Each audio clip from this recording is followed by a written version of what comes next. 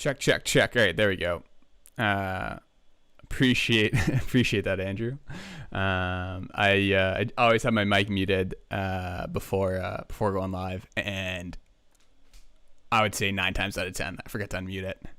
All right, cool. So this is the project file for the remix. So there's a bunch of things I thought that might be useful in terms of the breakdown for this remix, which I have over here. But again, if any questions pop up along the way, happy to go off topic and talk about anything in particular. The one thing I'll say is that this project file is not the last project file. I am slightly sloppy in the sense that I go ahead, Andrew. I'm slightly sloppy in the way that I structure my my project files, especially in the sense that like I'll duplicate tracks instead of doing like a group chain or a wet dry all the time. I'll set up things if it doubles in terms of the same elements if I want to avoid automation, so I can have the processing the one way I want it on the first track and then separately on the second track instead of having to automate anything. So my tracks build up really quickly, like here with the references and the original stems and the final master. There's 189 tracks in this project. So generally speaking, I'll do a production and then I'll go into kind of mixing as I go along.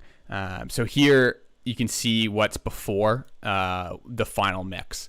So I submix all of my groups into these kind of single stems, if you will. So this is something you might send if you were to get like a stem master, or potentially if you were to do a mix, but like generally stem master, it would be that. It would be all of my piano group into one stem. And then I'll go through and I'll do like super tiny adjustments. So essentially I do my own stem masters. The reason I do that is because if anything's bothering me in my master, I'll address it in my mix, which is something I planned on talking about later. So I'm just gonna go through and play the track start to finish, or maybe start to the end of the first drop, just to refresh the memory. Although Andrew, if you've had it on repeat, that's probably unnecessary.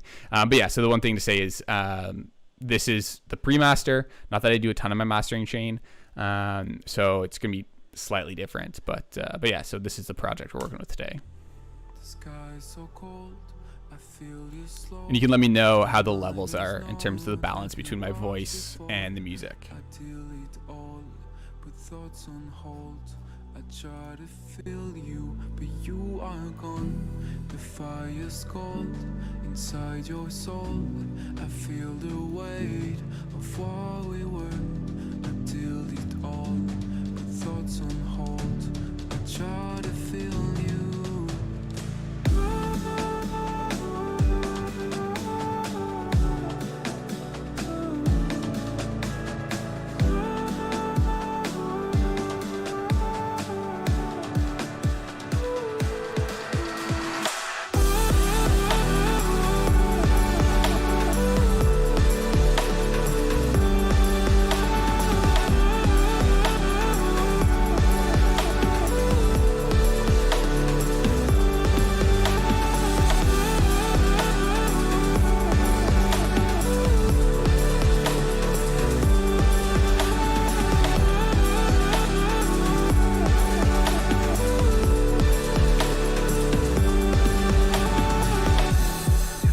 All right, so that's a taste of the remix for those who haven't heard it.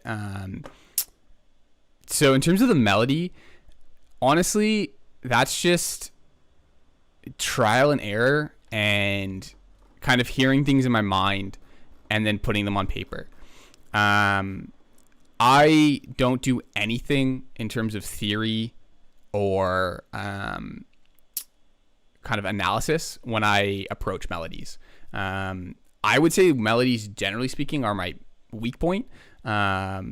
I'm not someone that can like write a top line vocal or write like a single melody hook. I almost exclusively write melodies around chords.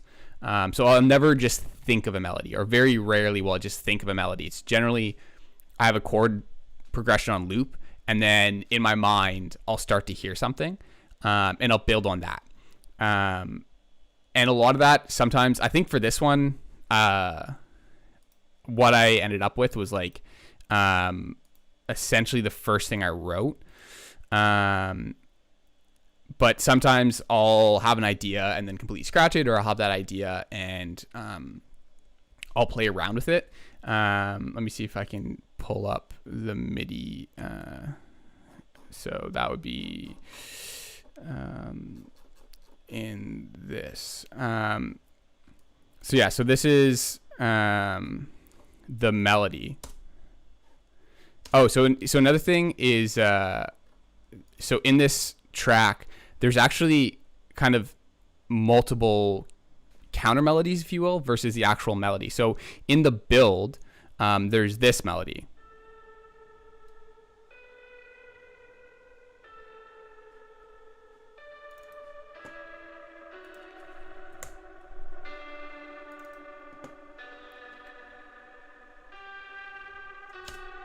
So that kind of follows the chords to a certain extent.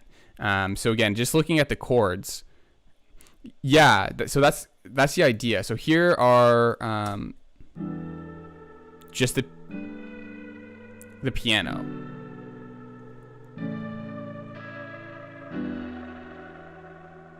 So it's really simple,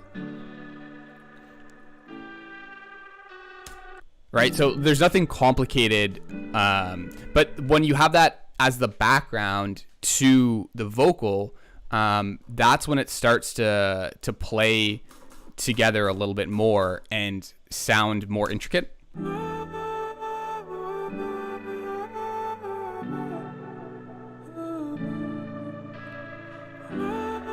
Because on its own, it's super simple.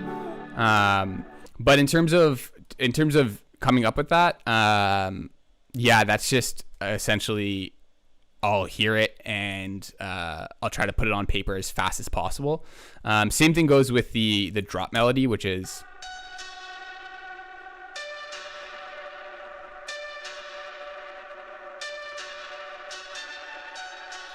so again, super simple. But with the chords,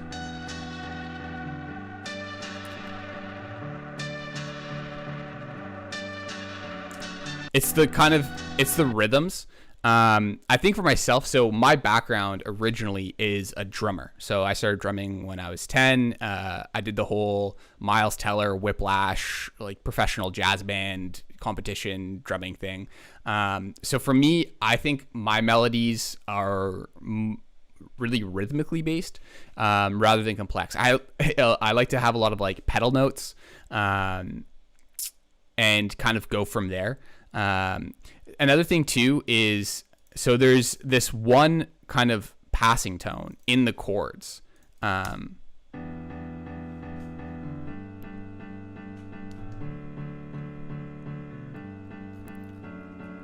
that plays against the melody in itself.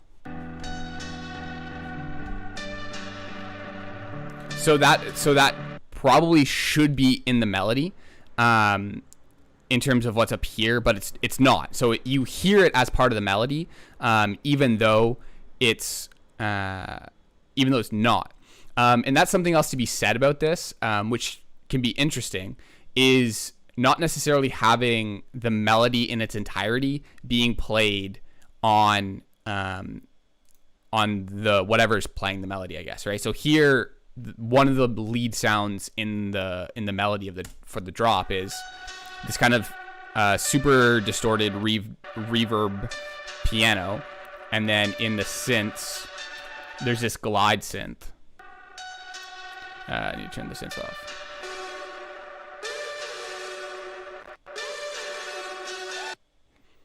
So in neither of these synths do I have that passing tone.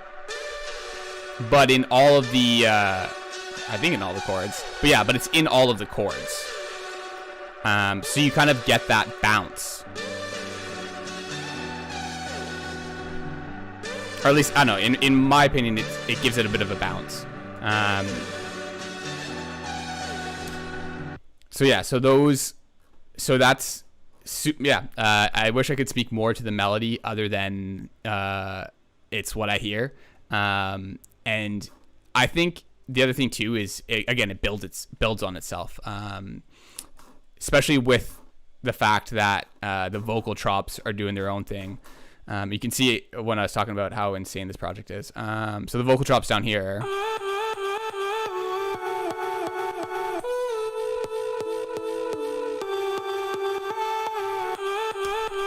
Right, so they're pretty staccato and they're not changing a ton, which allows this melody to move around it, and with the chords. Or I guess I should do the entire piano. So yeah, and so an interesting thing, just speaking on the remix as a whole, is so my first approach when doing a remix is taking a listen to the stems and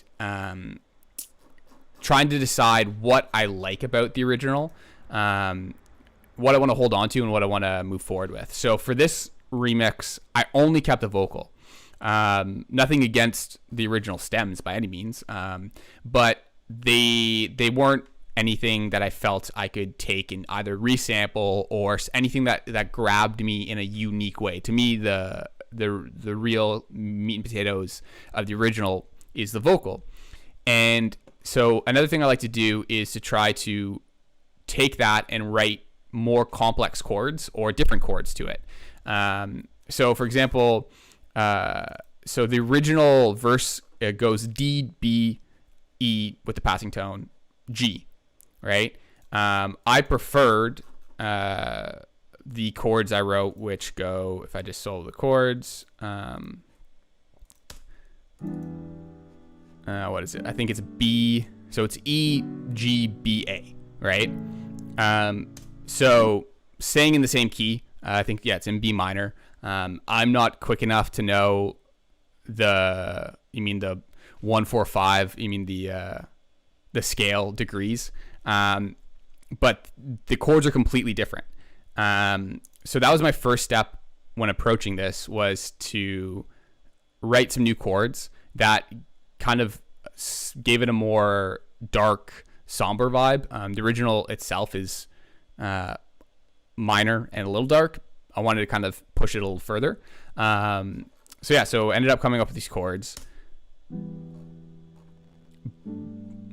But you can then take a look at the chords that were used, right? Because Petit Biscuit's vocal is going to fit over the original chords. That can, again, trying to speak more to the melodies, that can give you an idea or inspire you a little bit into what you might want to put over this, right? So that was my first approach. And then it's kind of a funny story. This vocal chop here, came from trying to, so that actually came from in the actual stems, which I have down here. I loaded these up for the stream. I took these out of the project, but I was going through and I was trying to figure out what chord I wanted, and I had the chords I had written for the verse. I think I don't know if they're what was ended up being in the final remix, but I was going through. So it was something like this. I was like re-triggering the chords like this. So if on Ableton, if you hold Control and Spacebar, it will restart. So if I go to where the vocal is. So my latency, because I'm streaming, is super, super low. But essentially what I was doing was I was re-triggering the chords to try and figure out what chord progression I wanted to use. So I was going through like this.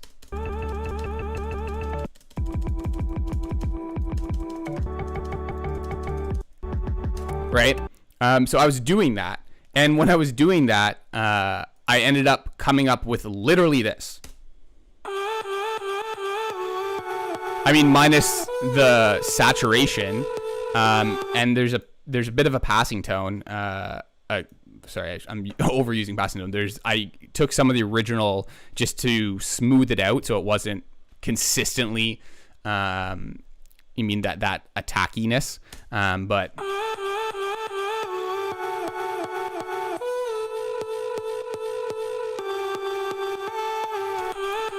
So that came from just re-triggering the chords. And so let's say the chords went A, B, C, D. I was re-triggering them A, C, B, D or something. I was changing the order. So the chords on the drop are actually not the same order as on the verse. So one, that allows itself to feel different, right? Which is something that's, especially in electronic music, I find that it's super easy just to, 1-4-5, and then you have an entire track, and then you wonder after 2 minutes why you feel bored. So here it was a really good opportunity to switch it up, and that's exactly how I came up with that. There's a couple instances. So where is it?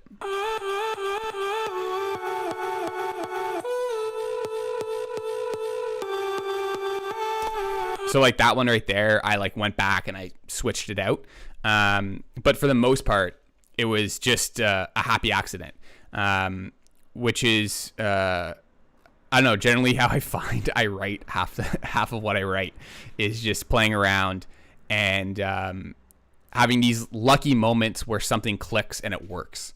Because in the terms of the vocal drop itself, so if I unfreeze it, it's just overdrive, Valhalla, OTT.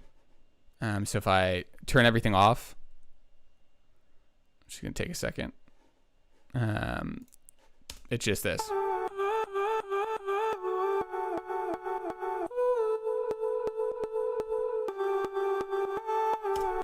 And then with everything, compression, overdrive, Valhalla, OTT, and then just the tiniest amount of EQ, you get.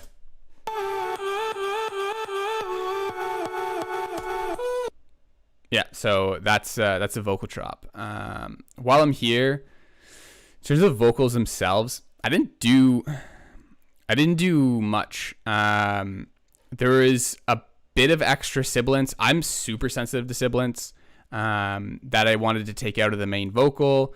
Added an extra little bit of bite on the top because I de-essed it a little. And then I think, is this always? Yeah, and then I just have some reverb to wash out the sections. So at the end of this section here, for example. So another part of the project, so I submitted this to Robotalkie to listen to on stream, and I was pretty stoked that he noticed is there's a ton of really small details in this project file that I think do a lot. And I'll get back to the big picture in a second, but while I'm here. So for example, there's these little kind of reverse vocals. Wait, did I have that soloed? Okay, that's too quiet to come through. We'll do this one.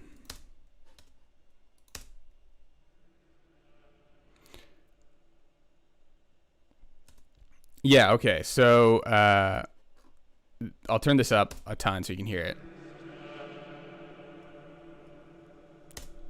So so what you do to make these is, and this helps a ton in my opinion, is so you take the vocal, and so say you have the first, we'll make a new track. So you have the first syllable, or the first word, the first lyric, whatever it is. So you have this. Eyes were bright. Right, so you have eyes. So you bring that down to a new track. So there's two ways to do it. One is you can reverse it, and it's because you're going to reverse it. So if you want it to be reversed, you don't reverse it here. And if you want it to kind of be a double, if you will, then you do reverse it here. But yeah, so then you take that, you toss on some Valhalla, even just stock, but you can play around with that. Freeze track, I don't know if you use Ableton or FL, but yeah, so you just condense it down to audio. This usually is a lot faster when I don't have everything needed to stream running at the same time.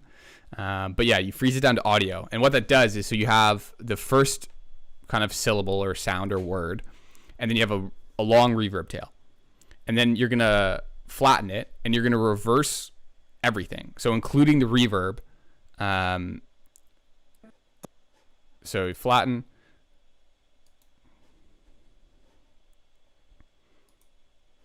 Just gonna think about it. So right, so here you have the original word, right, which I reversed, and then here you have the reverb tail, right? So you can take both and consolidate them if you want, but you're gonna want to reverse that. So now the entire thing is reversed, right? But since the vocal itself was reversed, it's now straight. So again, this is something you can play with. I generally don't reverse them, but most people like the effect of having it reversed. So now when you listen to it, it'll actually be correct. Right? You can hear it say I. Right? So then you can delete that part out or mix it however you want, and you have this reverb. And then you can toss another reverb on that. I'm just tossing mix, and then now you have that's right. So now it sucks into the first eyes, right? So that's the quick and dirty way to do it. Honestly, when doing it, the only thing that really makes a big difference is going to be the reverb you send it through, right? So if you want a longer reverb, it'll be a longer tail. If you want it in a different space, you can change the size. And then how much reverb you may or may not want to add after you do it. So I like having some reverb. So example, you can see the frozen ones. This tail is from the extra reverb. Sometimes I'll toss a ping pong delay, so for me, I like to have my vocal like right down the center. And then if you have these vocal reverses, it can be cool to have them ponging between the left and right. So it gives your vocal a super nice width while leaving the mono signal really strong. So yeah, so those are something that, again, I have several of throughout the project. Even so there's the little kind of chops, and they're right. So small moments like that can fill space and be ear candy that no one necessarily notices until you notice it, right? So if I were to play the vocal solo, there's no need to stay, so it's time, right? Like you wouldn't necessarily pick up on that. But if I remove it, if my CPU doesn't die, right? So you get a much, I guess, fuller experience when both are in there. So little moments like that, super small details, but it can be the difference between kind of a 8 out of 10 track and a 10 out of 10 track. Not to say this is a 10 out of 10 by any means, but yeah, they go a long way. Even in the so for those, that's actually Little Altar Boy, I think, or that might be from the track. Let me see. So for these, the Believe Agains, yeah, okay. So Believe Again is falsetto in the track. Thanks, man. Yeah, it's falsetto in the track. So that's just OTT. So Valhalla probably on stock. with some OTT because I wanted it to shine. Some compression. So the reason I'm compressing it here is I want the reverb to come up. So I want to. So I'm probably sending it through 100% wet, and I want it to kind of be more sausagey rather than have kind of a loud believe again and then a quiet reverb tail. So that's why I'm compressing it. The Pan Man is just automating it from left to right, again to have the kind of that stereo whirl around the initial vocal. But yeah, so like that's another one here, right? So I'm taking the pre-chorus vocals, tossing it through a delay, Pan Man to go from left to right, some reverb. So I'm using Valhalla Shimmer here, which is a really great reverb that you can do a ton of crazy pitch effects with. And then some EQ, just because I don't want any low-end mud. There's some kind of gnarly frequencies that were competing with the main vocal, and then I didn't want it to be bright. I wanted to have a little bit of a high shelf cut. So the biggest thing with these is making sure that they never muddy the main vocal. The sky is so cold. So that's why I'm doing the Pan Man. It's to make sure that there's still room in the center for the vocal, and then the EQing again is just to make sure it's not competing with the main vocal. Yeah, I think that more or less covers the vocal. There's one section, I don't know if anyone notices this, but there's a vocoder in here. I was kind of on the fence about making it more prominent. Ultimately decided it was good where it was. So this is actually mixed in on the bridge leading up into the last drop. I think it's pretty subtle, but it was I don't know, it was fun to do. So I ended up keeping it in there, even though it was mixed quite low. So if we listen to this section, so if I take out the vocoder,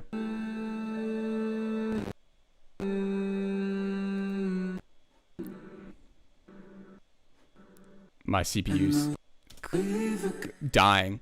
It adds some like grit, which I felt that this section needed. If you've ever wanted to do a vocoder, honestly, people overcomplicate it, in my opinion. Just Ableton stock vocoder on retro mode, and then you can kind of finesse the attack and release a little bit. But using Serum, essentially stock, just two oscillators of saw wave and some unison, get yourself a pretty solid vocoder sound, in my opinion. But yeah, so that's essentially the vocals. Whatever. So the other thing that I thought might be useful to talk about is in terms of arrangement. Remixes kind of lock you into a certain arrangement potentially. So for this, I wanted to respect the vocals that were in the original in terms of following more or less the arrangement. I did find that the original has an extra phrase of build before the last drop. So I ended up cutting that from this arrangement just to tighten it up a little because it was already a long remix. But the one thing that I do like about that is it forced me in this case to think about a bridge and how to approach a pretty long break. So the first thing is I actually ended up recycling a sound, which is something that if you're not doing, highly recommend. I only recently started doing this, which is kind of embarrassing, is saving presets and Ableton racks. When you make a cool sound, save that shit. So this, for example, like this distorted piano is a sound that I made for this other remix that I made that didn't get released, but I'm gonna make it original. And I personally love it. I think it works wonders in this track. And I would have lost that if I didn't save it. So this kind of bass here. This is an instance where I flattened as I go. So this bass is the sound that I created for an unreleased track that's still in the works. So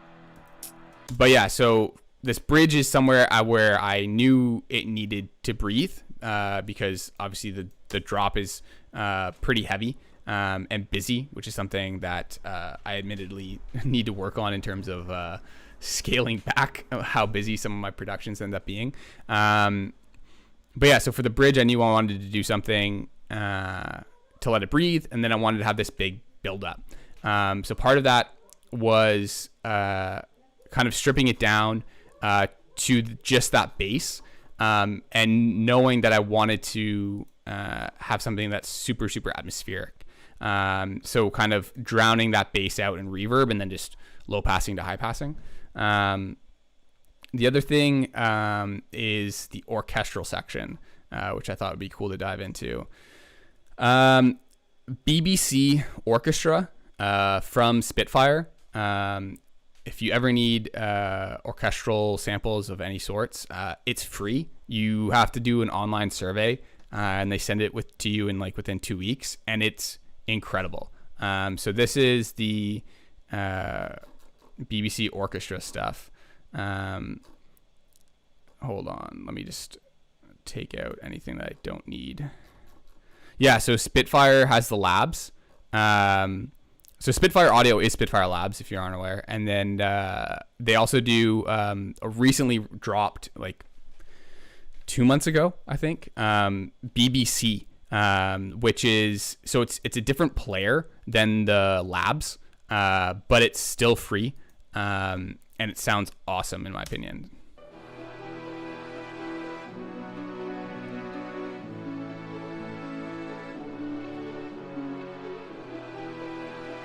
Yeah, definitely recommend going and snagging it. So this is a really small arrangement for Otherwise Fine. Generally speaking, if I'm writing a string section, I would say it's normally more so in the 12 tracks. This one was not really necessary to go crazier.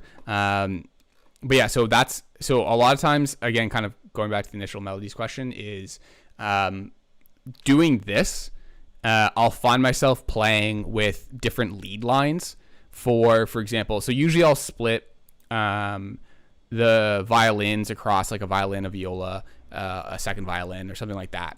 So what I'll do is I'll split the chords across multiple instances of some sort of string instrument, and I'll have each string instrument play one or two notes from the chord, and then from there I try to build on it. So again, in terms of approaching melodies and just creating ideas, that can be a cool way to kind of get some creative juices flowing, is just to kind of stack lead lines, or at least I don't know, that's how sometimes I end up approaching it, because a lot of times I'll build vertically, which is a pretty bad habit, because it's hard to finish songs if you're just working on 8 or 16 bars for forever. But doing that can help kind of, for myself, come up with tons of ideas, which I can then disperse across the track. So some of that probably came from this little 16 bars here and here in terms of how the rest of the track was. So for example, these little drones, I think I then took just to add some tension.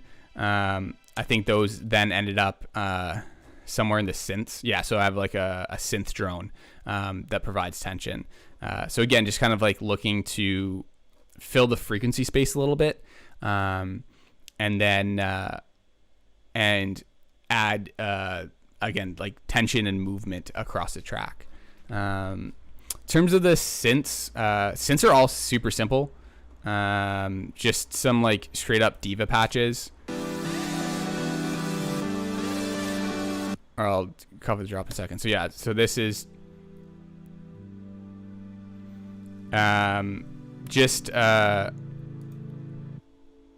this is like a simple sine pad. So like 2 oscillators of sine waves in Serum, and then drowned out in reverb. The drone is super long attack on diva with some like detune. This is more or less, so for all of my patches in diva, which I love, by the way, I always start with an init, so you can see that it's an init, and then I'll just mess around from there. I really love just the stock diva kind of somewhere in like the lows, low mids, kind of add some saturation and call it a day. Just messing with like opening the filter cutoff. I'm a huge fan of that sound. So my synth design is not that complex.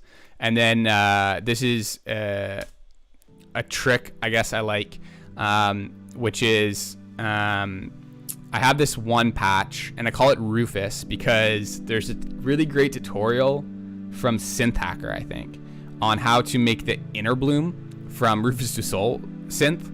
And I essentially started with that patch and then modified it slightly. It's more or less the same patch, and came up with this pair, which is the Rufus that you see here and here. And this one here is essentially the patch with I think either 50% or 100% Valhalla shimmer, and then just taking out everything below about 1K, and you get essentially just like kind of a melodic reverb, if you will.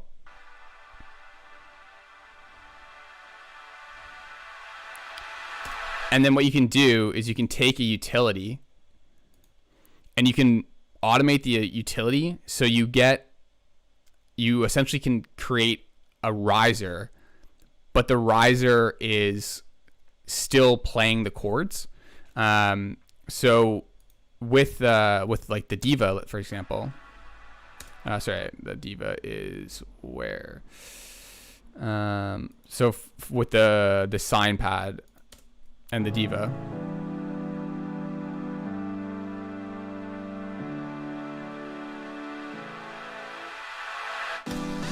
so none of that is coming from an uplifter or an Atmos or anything. Like, that's all coming from this one patch. So I don't know, a little trick. I've seen someone else use that recently, which I was a little disappointed in because I thought I was the only one doing that, and I thought I was a genius for doing it. But I saw someone else doing it. That's why I'm mentioning it. All the synths are just going through some saturation on Saturn, like 10%, not a ton. A bunch of EQ. Just to get it sit in the mix. That's another problem I have, and why my project files are massive, because I do a lot of this shit where I'll address something with an EQ, and then make another EQ and another EQ and another EQ. That's a fab filter for like some surgical stuff, more saturation, and then yeah, this is kind of essentially when I get to the mix stage. So this is more so. Yeah. So for this, it's a shit ton of reverb. So here, I can open it up and we'll see what it is. Unfreeze. 50%. Yeah. And the reason being is, I want this to be super, super wet, right? Like, the whole goal of this is to have it.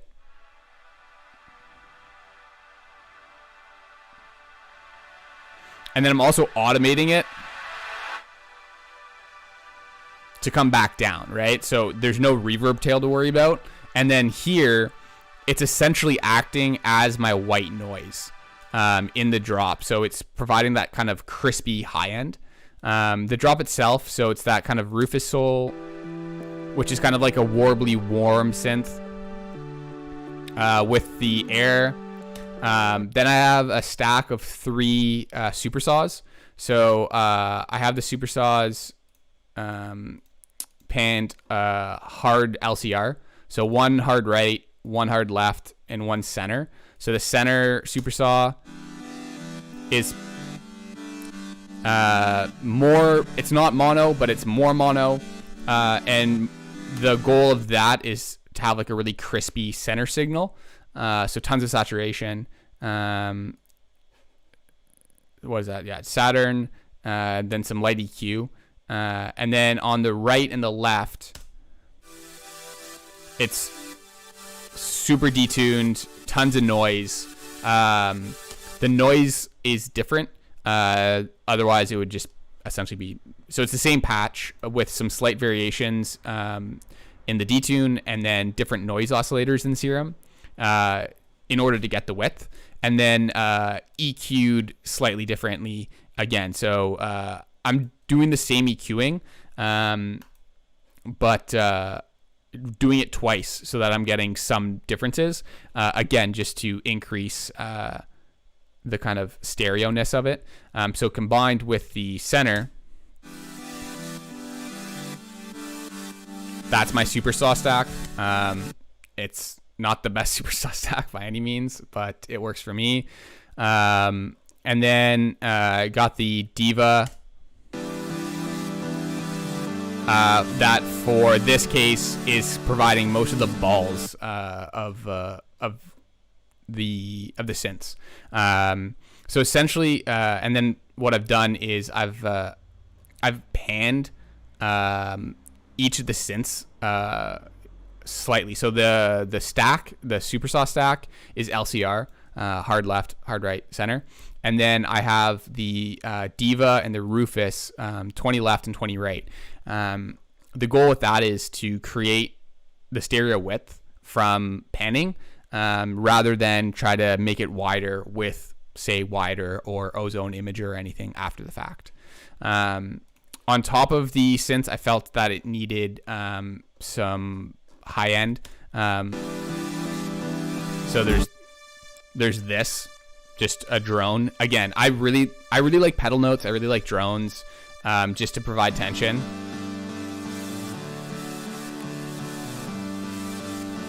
So without and with, super subtle, but I dig it. And then then the main kind of synth playing the melody with the distorted piano is this Diva. I have no idea how the hell I made this. I mean, we can jump in. I just kind of knew I was like, again, playing around. And so stock Diva. And then I was playing around with some of the different oscillators and like ADSR and all of that. And eventually settled on messing with, so if I take off everything,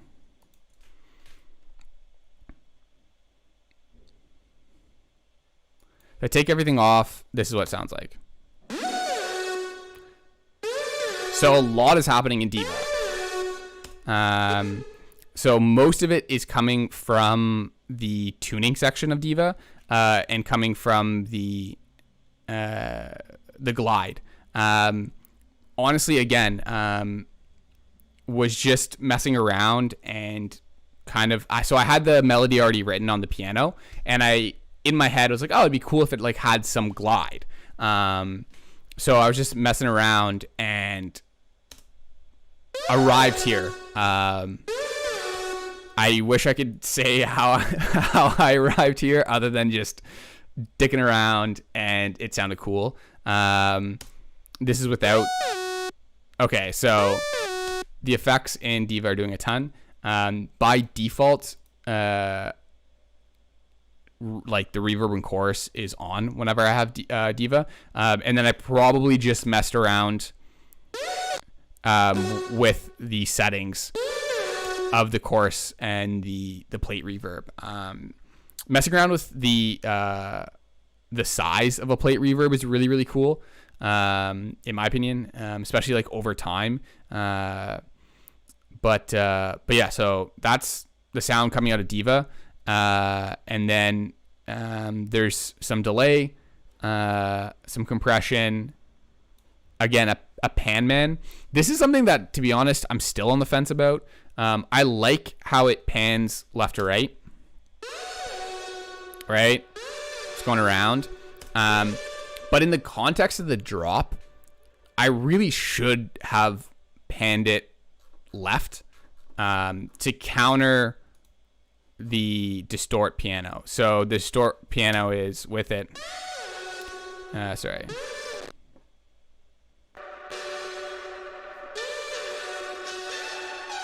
So the distort piano leans right. So I should probably have put this on the left by like 20% to balance it. But I just liked how it was bouncing around too much. So yeah, those are the little things that even after you kind of put something out, you struggle with, or you debate, or you wonder if it was a good idea or a bad idea. But yeah, so that's honestly the synth. So coming out of Diva was 90% of the sound, and I'm the worst person in the world to ask for sound design advice from. Just mess around and got lucky. The one thing I will say, and again, this is for me one of those kind of super small details that makes the world of a difference, is in the verses. So I'll play the master here.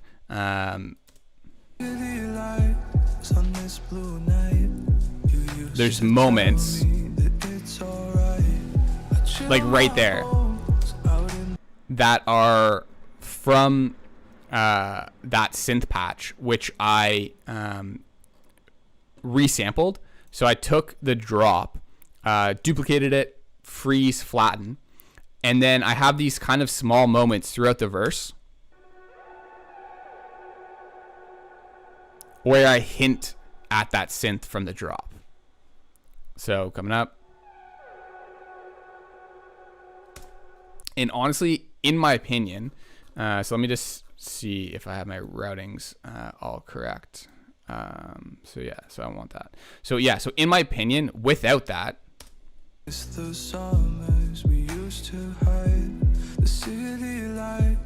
okay, so that's without, and then with. Just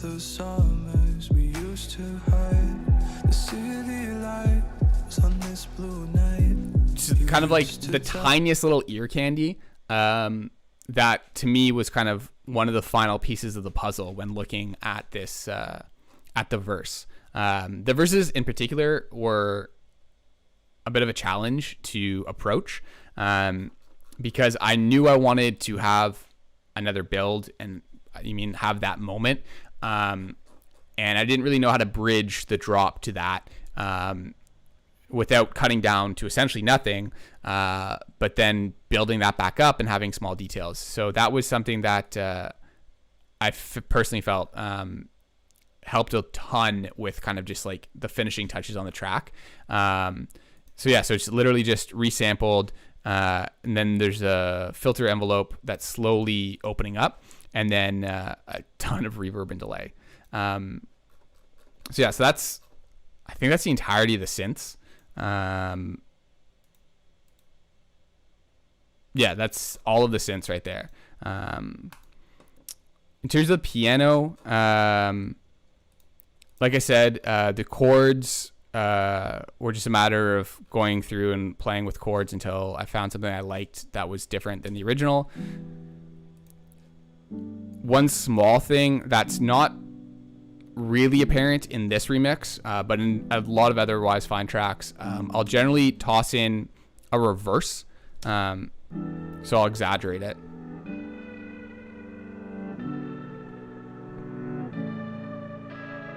So yeah, so in this track, I don't even know if you can hear them, to be 100% honest, but that is another instance of taking the audio, flattening it, and then just literally chopping up every chord and then reversing it into itself.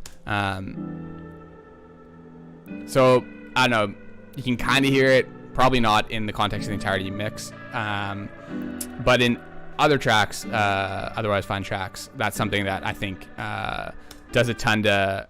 Nice, okay, sweet. Does a ton to kind of keep the momentum going. It just kind of sucks you into that next chord. I'm a big fan of. The pianos themselves, I stack pianos like an idiot. I'm a big fan of the kind of the key noise and the softness of the lab soft piano. So I'll generally use that kind of as almost like a top piano. Then I really like the fullness of Native Instruments Giant. So that will generally be kind of more the body of the piano. So generally speaking, I'll stack those two. The distort is a god-awful signal chain, which I don't particularly want to unfreeze because I feel like my computer will blow up. But it's Alicia Keys going into reverb. Then I'm compressing the shit out of it with an 1176. And then I'm distorting the shit out of it with Saturn. And then that's going into neutron elements, which is something that if you have a Spotify Sound Better account, I'm not sure if they still do this. But yeah, Spotify has Sound Better, which is their kind of, they sell beats on it now, but it's mostly for connecting you with vocalists and producers and mix engineers and etc. You can get a free account, just sign up with your email, and then you have a bunch of rewards. And I think you can still get Isotope elements for free if you have a Sound Better account. Just like in the top right hand corner, there's like user rewards. So yeah, nice little pro tip if you're not aware. Yeah, so Neutron Elements is adding some like transient and tube distortion, and then I'm limiting it because it's terrible. How this sounds remotely good is a surprise considering the stupidity of signal chain that's going through. Getting squashed with the limiter, and then there's tons of resonant peaks. So some Q3 for surgical EQ, and then just some basic EQ. In terms of the chords, let's take a look. Probably. Maybe not, though. Yeah, I guess... nope. Oh, yeah. So, okay. So the D on top of the E is extended. And then that F sharp is probably extended. Yeah, so I'm not the best when it comes to theory.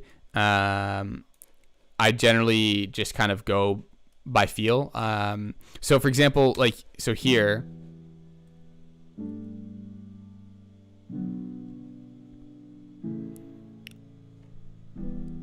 there we go, that one there. So that's an example of like, I wanted something to feel different there, right? So boom, add a 7th or 9th or whatever it would be. But yeah, so I'll always play around with an extended chord if I feel like I want an extra voice, which is, I mean, that's the point of an extended chord.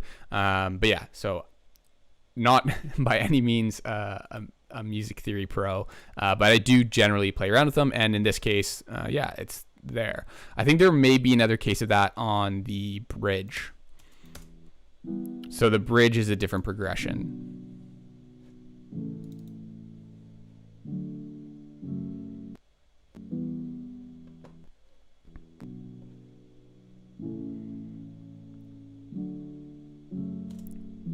So yeah, so that's the bridge.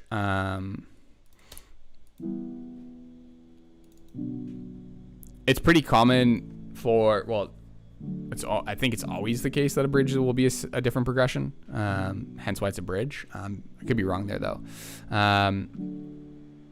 So that's a case. I think that's another case where I looked at what was happening in the original mix, and then would have used that as a bass. So a lot of times I'll go and I'll try to write some new chords, and then depending on if it's the case of I can't figure out something that sounds good, or there's one chord that I can't get right, then I'll generally go and I'll see what the actual chords were, and then I'll put those in, and then I'll compare and say, all right, like, do I like my chords better than the chords that they used? Or, can I substitute? You mean, did I, like, for example, was I leaning too much on this chord when I could have substituted a different chord that they used that I didn't? Things like that is generally, again, how I approach remixes. Yeah, so those are the pianos. And then there's also an instance of Alicia Keys on the drop. So I really like Alicia Keys for something that's super, like, mid-heavy and attacky. So I'm pretty much just using this for the transient. And then using Giant for the body. And then, again, the melody.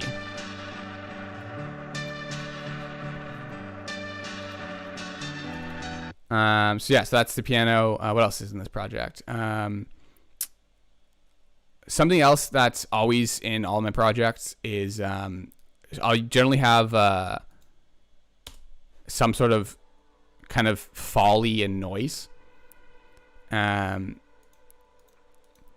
so here just kind of some like a tonal, again, like I love kind of like pedal notes, drones, kind of tonal constants. Yeah, exactly.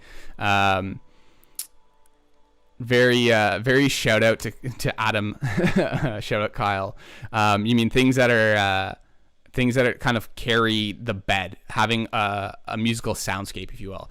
So there's a couple things of that now, and again, kind of looking to link elements is, so this here is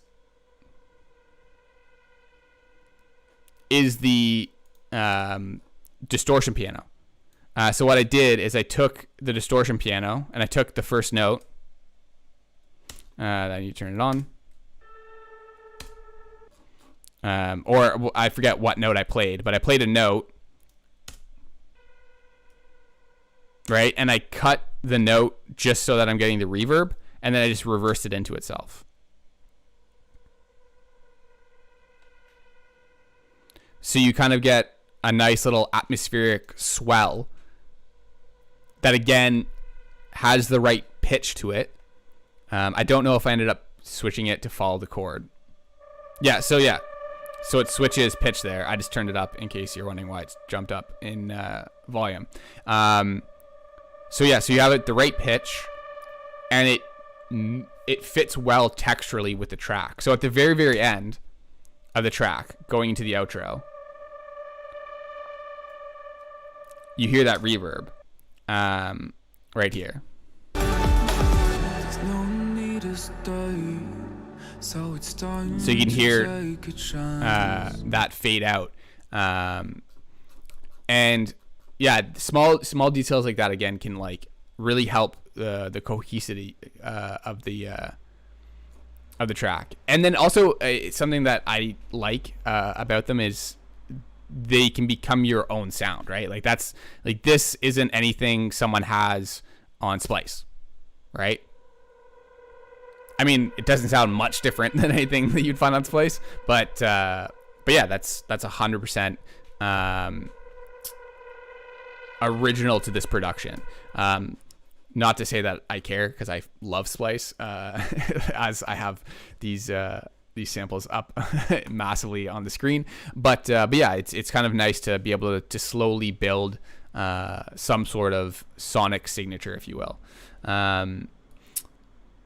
Speaking of that, another staple in almost every Otherwise Fine track, I love tossing in the 16th note guitar plucks, or in this case, eights, in the builds. So not sure if anyone picked up on that. But yeah, in both builds, and then even in the last drop, there's kind of this like a little guitar pluck. So again,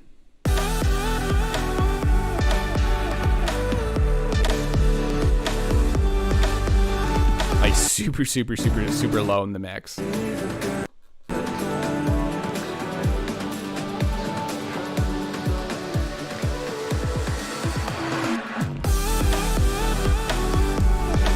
But yeah, I guess the last thing to cover would be kick and bass and drums. Bass is actually really simple in this track. The bass is a sub for the drop.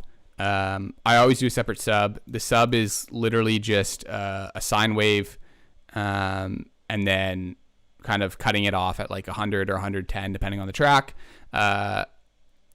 Driving it with a shit ton of saturation to get a second harmonic. This is a trick I actually picked up from Jaws in one of his streams. So saturator, Ableton stock saturator, hard curve, -10. Boom. Literally, like, again, serum, sine wave, running that into hard curve saturator at -10 dB. Honestly, solid. No complaints. Using a fab filter to cut off again, and then just using a bit of compression and limiting to make sure that the difference in notes, so if you're hitting a different note, that you don't get a difference in the sub, because your sub, at least in my opinion, should be super consistent. So yeah, so just a little bit of compression and limiting, and then using the Arturia Prophet, just on the Prophet bass, and again starting at that patch, and then going from there to get the bass. I should turn it on, that would help.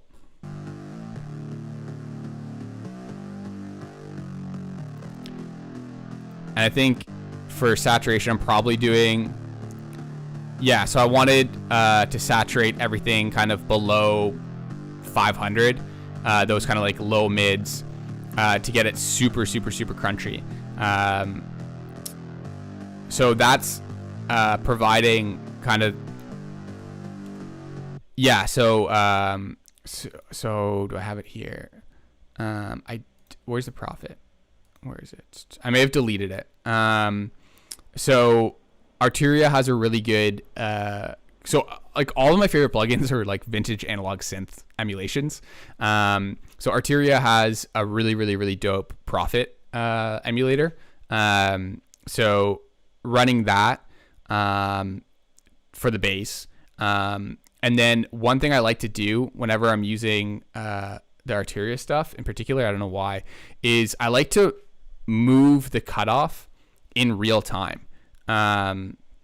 So for example, on the so here's the MIDI. Yeah, okay, so it's going through the Prophet V3, and I like to like manipulate it in real time and record it into audio.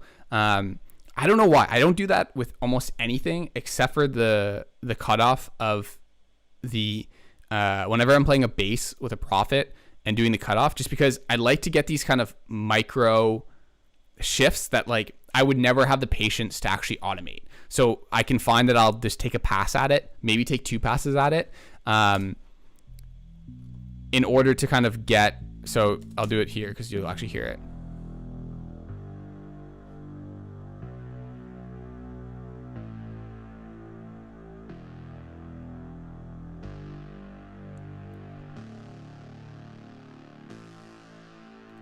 All right, so I think on the bridge,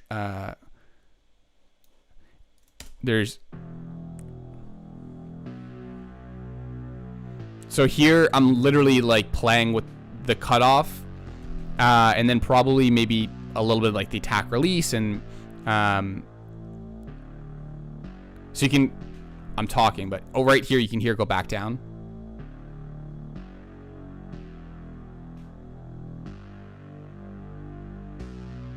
Open up, come back a little bit, and then open up again.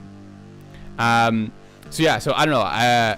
lately I've been trying to get more musical with the stuff I'm making, and I've found that that's a really fun way to kind of one, it allows you to have more control over something that automation is complicated to do, or just you would never feel inspired to do that with automation, to have something that like you're doing these kind of small shifts.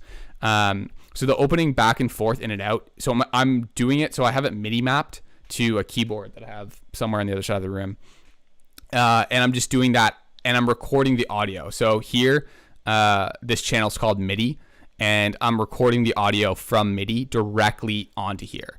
So one thing is, again, so I find that you get an opportunity to kind of play in something, and it's a little more real and human, which is something that I like. I mean, as much as all of this stuff is digital, I try to sound slightly more analog and warm, I guess. So the MIDI is going directly in, and then also it saves you a shit ton of CPU, because you can literally turn off the plugin after you've recorded it, and you only need it when you record it. So when you're going back through and you're doing any mixing, your CPU isn't using, especially like with those plugins, the CPU can get pretty heavy pretty quick. I have like a pretty spec'd out laptop, so generally I don't have any CPU issues, only when I'm streaming. But yeah, so for anyone like with CPU issues, it can be a huge saver. And then also it's a commit thing, right? Like you're not going back, like it's done, it's committed, and you can move on, which I don't have too much of an issue with, but like I hear that from tons of people being like, when do I know it's finished? How can I move on? And you mean, boom, like just record it to audio. You don't have to fiddle around with like the automation again. It's done. And in terms of sounding fat, yeah, that's just like saturation in that kind of 200 to 300 range. And then just like a pretty stock Prophet V3 bass sound, just messing with a bit of the ADSR and the envelope amount. The other bass I have on here is this kind of respace sound.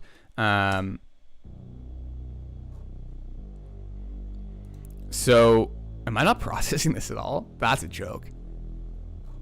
Oh, that's hilarious.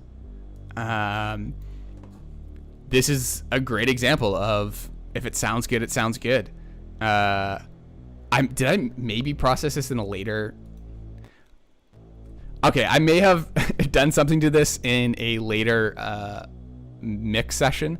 But hey, whatever, it sounds good. So normally I would do some mid-side on this. So like I've used this setup of kind of a respace with a Prophet bass. And normally what I'll do, so on the Prophet bass here, there's some mid-side EQ. So here I'm cutting out all the sides below like about 100-ish. And then scooping some more of the side around here.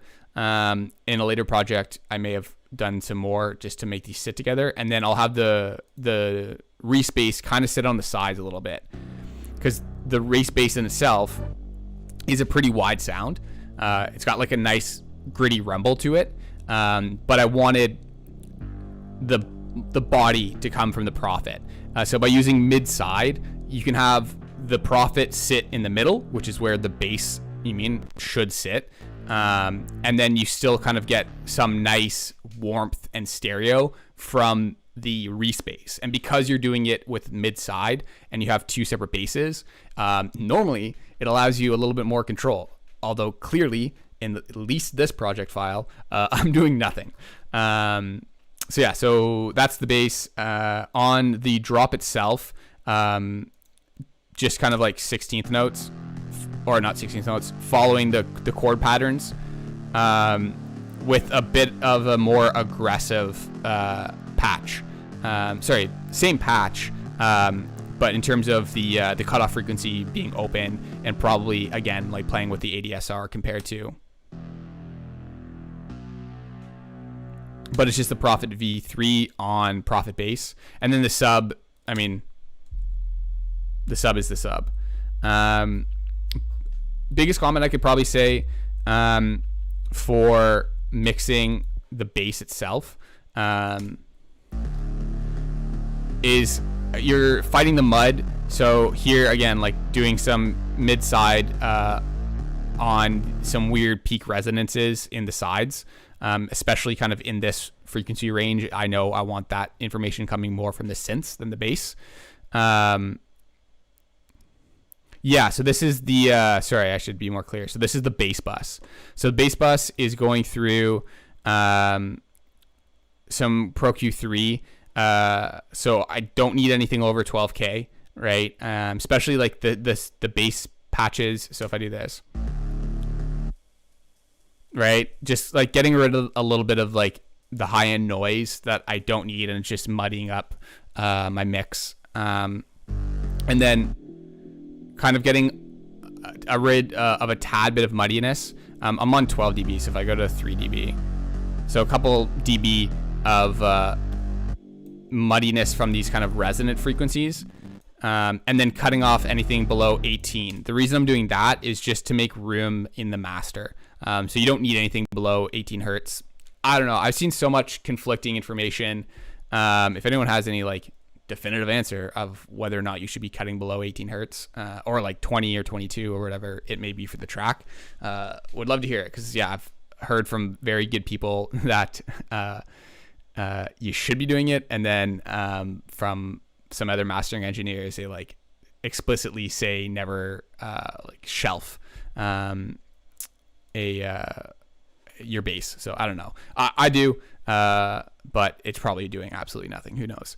In terms of saturation, I really wanted to drive that kind of, again, like the low mids. So driving it pretty fucking hard. So without the Saturn, and then with Saturn, the mix is pretty low, but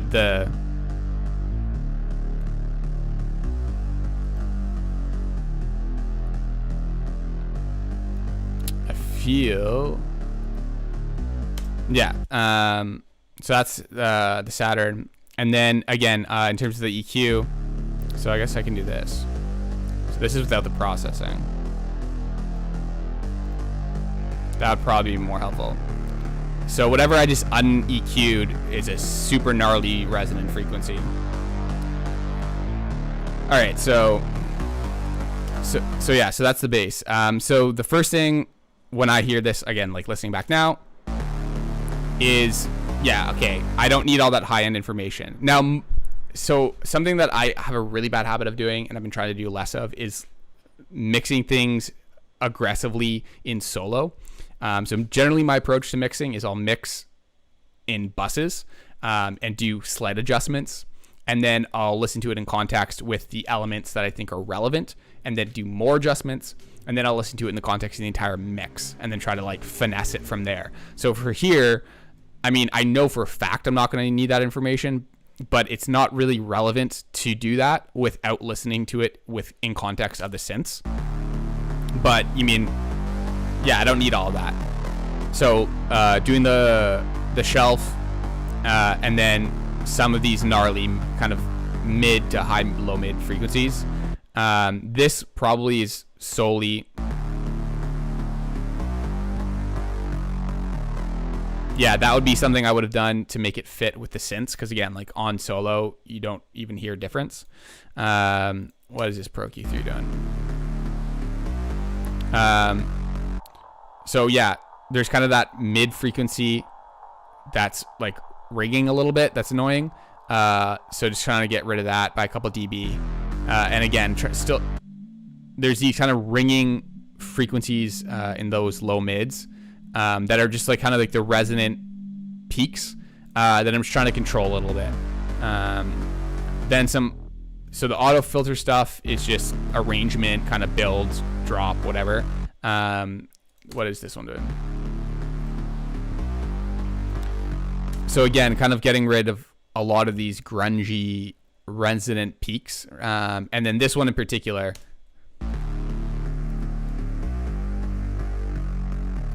is, what is that, 4? 3? So getting rid of that ugly ass frequency. So this one's like a pretty hard cleanup. So without because again, like it's a bass. Like I want it to be sub, I want it to be low mid, and maybe a little bit of mid and like grunge, but I don't need all that extra information. And then the rest of the EQs would have been doing more of that. And yeah, so a normal person would probably do this in like 1 or 2 EQs. But I find myself coming back and just kind of, again, like, so I'll do a mix like in solo, and then I'll mix it with the synths, and then I'll come back to it, and then I'll come back to it, and I'll come back to it. This is version 11, I think. I'm doing it in Live 10. I still have Live 9, and I still produce in Live 9. To be honest, I kind of prefer it. But anyways, I think this is version 11 of the mix. So like, generally I'll just like toss on a new EQ and make slight changes rather than going through, for example, like here, I could have fit that in here, but I prefer to like look at everything objectively, because I don't want to necessarily look at this and be like, oh, well, I already cut, like 3 or 5K from 2K, 3 or 5 dB from 2K. So like trick myself into thinking I can't cut another dB or 2 from like 1.2 or something. So I'll just stack EQs, and generally speaking, my computer can handle it. So as dumb as it may be, I do it. And then again, just kind of like getting rid of anything over 10K. So that's the bass. The one thing I'll say is I did go in the last kind of the stem master section. I added a ton. Well, I shouldn't say a ton, but I added some saturation to 100, because I was finding that the overall balance of the mix was leaning a little bit. Honestly, I don't know. Like, to each their own, right? I think that's like the biggest thing is, and especially like I've recently got into like watching streams on Twitch, with obviously the pandemic and everything. And as everyone moves to it, and it's really cool to see everyone's processes, right? There's some things that are like pretty standard. Plugin choice, for example, like everyone's using like FabFilter, and like Soundtoy. Like Diva. There's tons of things that are like pretty common, and then there's things that they're massively different in terms of workflow. But yeah, I don't know. This is the one that I found that works for me. But yeah, so I ended up adding a ton of 100, just to kind of like balance, because I found that the mix was like super top heavy, and I wanted to come back and like get more punch out of it. So the final mix did even have more saturation, but specifically around 100 hertz. And yeah, like honestly, so I started producing back in. It's a kind of a journey. So I got into DJing back in like 2010, 2011, like right before the Avicii like bubble burst. So like I got into DJing like before Levels was a hit, and then Levels dropped and DJing blew up, and I kind of got into DJing, and I got into mashups right before Cap Slap. If you know who Cap Slap is, before he got big, I was also doing like very similar top 40 mashups, because back then, if you're not aware, like songs weren't, pop songs weren't EDM, right? EDM didn't have vocals for the most part. Fade Into Darkness was called Penguins, had no vocals. Calling, what was the original name of Calling? I forget, like had no vocal. All of these like anthems, or maybe Calling was the instrumental and then it got vocal. I forget. Hardwell Spaceman, like all of these like classic anthems that now have vocals, didn't have, like Gecko, right? Oliver Heldens, like even later. So I was essentially taking top 40 tracks and whatever and making mashups. And so I was doing that for a while, but I never actually looked into the kind of original productions, because there wasn't info online. Like it was super, super, super difficult to find any information whatsoever. Like even in high school, I played in bands and I had like an 8-track mixer and I had Cubase. And honestly, it's funny because I think back and I remember thinking, what the hell is compression? Like what's EQ? And there wasn't even, YouTube. So I was in high school from 2006 to 2010. YouTube only came out in 2006, right? So there wasn't even barely a YouTube to look up. So like yeah, so it's super funny looking back now. But anyway, so I started in around that era, just kind of dabbling in like mashups and whatnot, and then got into producing my own stuff probably around like 2013. Had a few good friends that kind of were older that I met at university that knew their way around Ableton. Shout out to Dan Turcott, who actually works over at Monster Cat now. And yeah, so kind of learned a thing or two. But I sucked. Like, I was so bad. And at that time, like, Complextro was really big. Like, kind of like the bro step scene was really big. And it was, I don't know, I felt it was like really intimidating. And yeah, so like I played around with it, but I didn't really take it seriously until, especially I started DJing a ton. So I was more doing the DJ thing. And so I would make like bootlegs and mashups. And so that was like kind of my intro into it. And then probably around, I'd say late 2013 going to 2014, I'm like, you know what? Like I'm going to try to do this. I'm going to try to like learn how to produce properly. So 2014 through 2015, I'd say like for those 2 years, like I really worked on production, like trying to know what the hell I was doing. And then around probably around like late 2015 ish, I was doing like a master's at the time and barely produced. So from 2015 to like 2017, I wasn't doing like any production. I was still DJing, but I wasn't really doing any production work. And then near the end of that era, if you will, like those 2 years, I started to get into it again, finished up my master's, and I essentially got like canned from the job that I got right out of my master's. And my girlfriend of 2 years broke up with me in like the same 2-week span. So I essentially had been getting back into music production. And by that time, I had like 2 or 3 years under my belt of like knowledge per se. And I had a ton of time on my hands because I was out of a relationship. And I had like, I had a reason to kind of like lock myself in my basement and make music. And that ended up being the I Want You EP, more or less. So in that time, I just like cranked out a few months of just like hardcore. And then that was almost 3 years ago, I guess. Would have been like the end of 2017. So like almost 3 years ago now. And then in the last 3 years, I've been taking this like seriously. So like technically I've been producing since like 2012, but like off and on. So like I would say in terms of like aggressively pursuing it and like taking it seriously and trying, like maybe like 4-5 years combined total. But yeah, the landscape now compared to what it was then is just like insane. Like even Splice, right? Splice is like, in the grand scheme of things, like in that timeline is relatively new, or at least like the quality, right? Like I would say like Splice only popped up like 3 or 4 years ago. And even like things like Arcade, right? Like Arcade, if you've watched Adam's streams more recently than Tuesday's stream, like he's using a ton of Arcade, which is like a great plugin. But yeah, there's never really been a better time to hop. Even like Ableton's doing a free demo of Live 10 since like 3 years ago. Sorry, fucking 3 years. Like since 3 months ago, I think they did 3 months free, and then they extended another 3 months or something.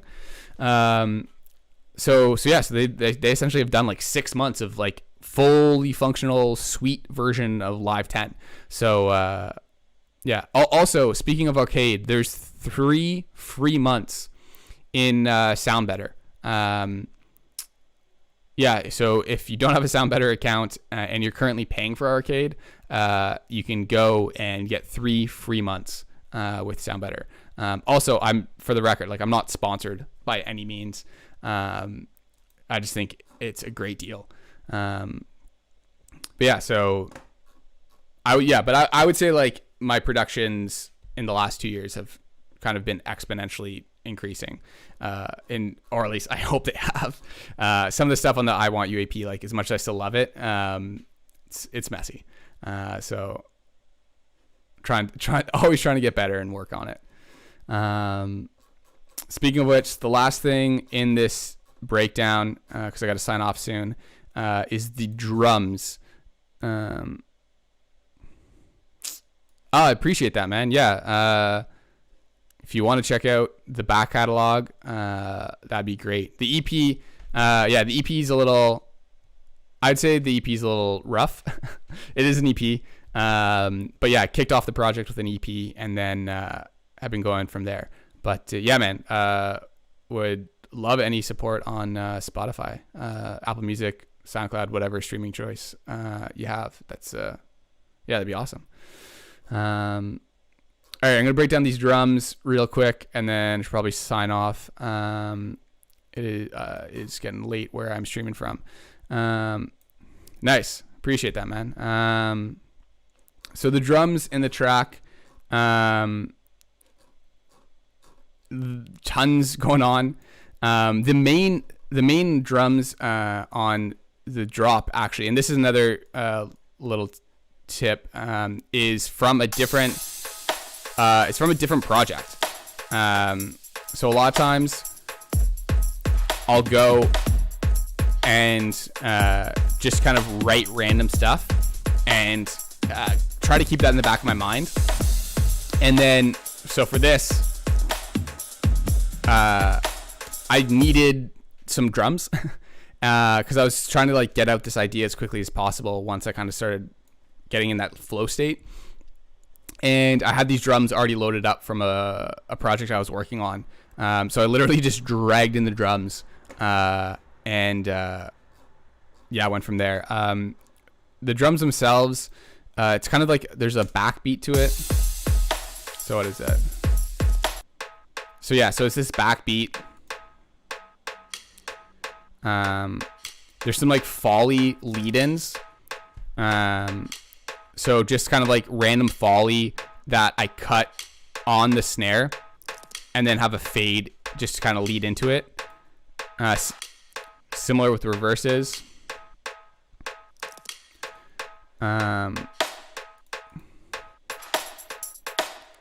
This really dope tambourine loop with a ton of surgical EQ on, because there's these really nasty resonant peaks.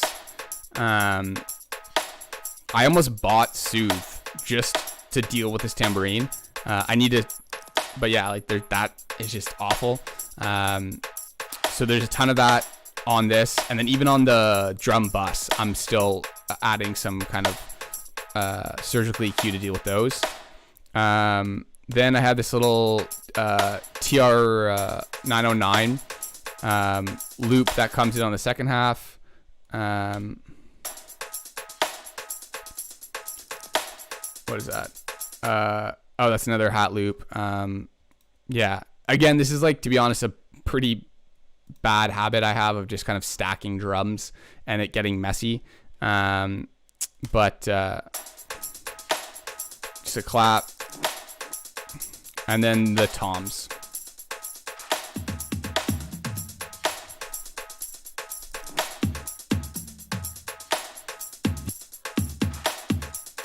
And then on the second half, there's this ride that comes in. These are just all the crashes. So that's something I'm pretty particular about. I think that's just growing up in drumming, is I'm super, super, super specific about the crash sounds that I want. And a lot of times I'll end up layering them so I can get kind of the attack I'm looking for, with the brightness I'm looking for, with the decay I'm looking for. I'm pretty anal when it comes to my crashes. So my project files always have a shit ton of crashes in them. And then I don't like to have kind of like that bullet repetition of like the same crash over and over again. So a lot of times I'll end up layering a new crash if I have a repetition of a crash, so that the crash doesn't sound exactly the same. Super unnecessary, but like it honestly bugs me when I don't do that. I never notice it in other people's productions, but I always notice it in my own. But anyways, so on the second half, the ride that comes in. So this on the drop is actually a different ride than in the build. So in the build,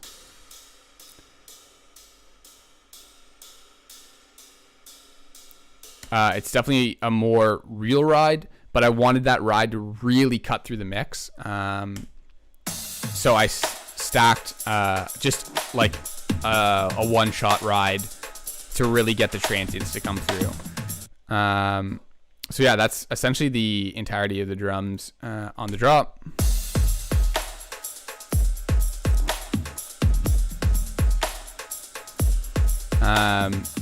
On the verse, this is just a ton of different claps. Again, just layering claps, so the claps kind of sound unique. So there's a couple snaps in there, and then just a super low top loop. Yeah, so where are the claps from? I think there's some Robotalkie. Yeah, a ton of Robotalkie claps in here. Huge fan of Preston's music. He's from Toronto. He's on Foreign Family Collective, which is like my dream label.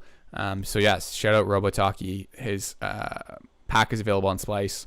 Yeah, there's some really great sounds in there. The other thing is, so I have a separate kick on the verses because I wanted it to be like, so I wrote small SOML because that was the kick I wanted. Like I wanted something kind of tiny with punch. So compared to the kick on the drop, which is like super punchy and even a little wide. So interestingly enough, the kick actually has information on the mids. So my kick bus, so I have a kick bus. So I have two separate kicks. So this kick on the verse, and then on the drop, I have this kick. So this is like each channel, and then the channels up here. Something I did use on the kick that I usually try to avoid doing, but I really liked the sample, and I was just too lazy to layer another kick and make it the way I wanted it to be, is I used R bass to add sub to the kick. So if I just solo the kick and I take off this, I don't know if you'll be able to hear that without like proper headphones or like proper speakers. I don't know what you're listening on, but it's a massive difference. So R bass essentially adds sub frequencies to the signal. So here I'm also boosting like so the track is in B minor, right? So I'm boosting B and B0 just by like half a dB, just so it's like tonal. But yeah, it's like if I have a EQ, I guess I could look at this. So like even just looking at the signal, right? So we're peaking around like minus 20 dB. If I take that off, right, we're losing like 5 to 10 dB of that sub. So back on. So yeah, makes a big difference. I also have a transient shaper just on like somewhere around like 100 to make that cut through. So yeah, normally you could achieve that with like layering a kick, but honestly this worked, and to me it was a little more cohesive than trying to layer a kick. So yeah, I've used it like once or twice before for similar reasons, and it works wonders. The rest is just so this is a mid side because there's tons of low end side material that I didn't want, but I wanted the width of the kick up top. So if I were to take out all that, right, like it just sounds like garbage. Usually don't use kicks this wide, but for this mix, I really liked it. It was kind of what I was going for. And then for the build, it's just mostly Tychos and toms.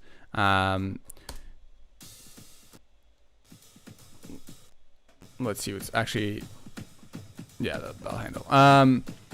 So the ride is just, so again, like, being a drummer, like I essentially I probably should just play it. I have a MIDI fighter. I have a MIDI keyboard.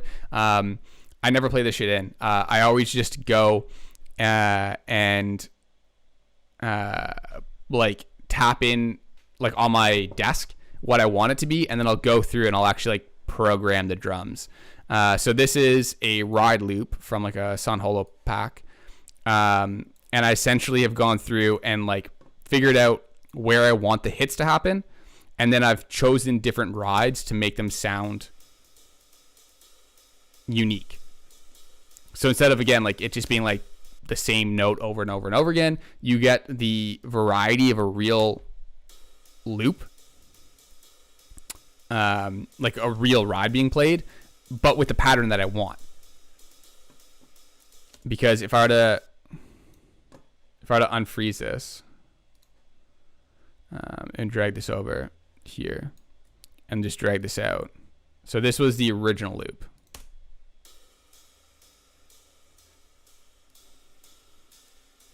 Versus,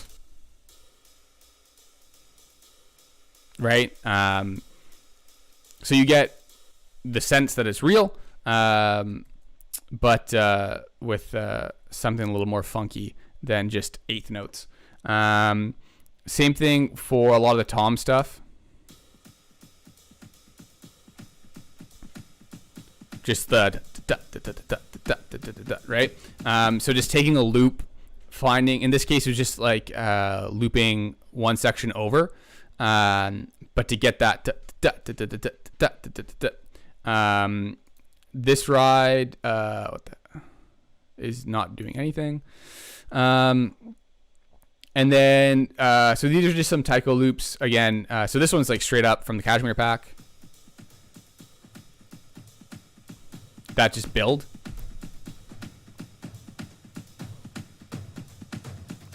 And this loop, just providing some top end.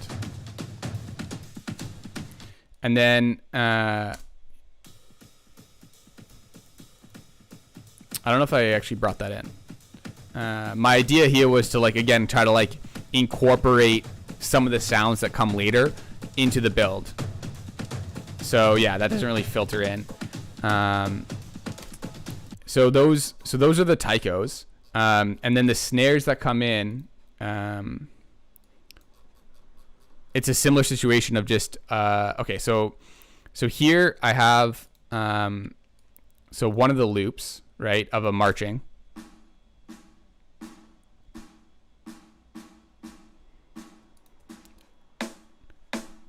And then I'm accenting those hits, like with this OTR rim.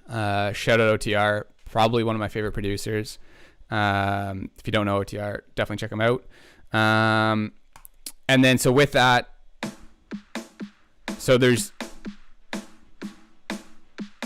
just kind of building, but allowing that kind of rhythm of the ta ta ta ta to be the foundation of it, and then using other snares to kind of fill that out. So okay, so I have that, which is the main rhythm. Then I have my eighth. That's giving some like low mid thud.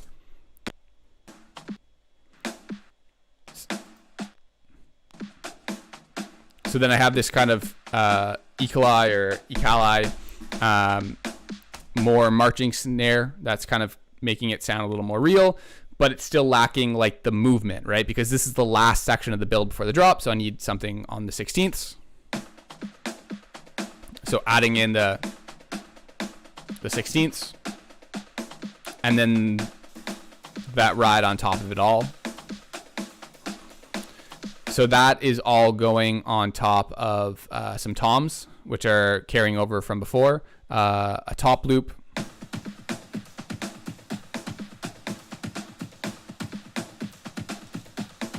what the hell is this?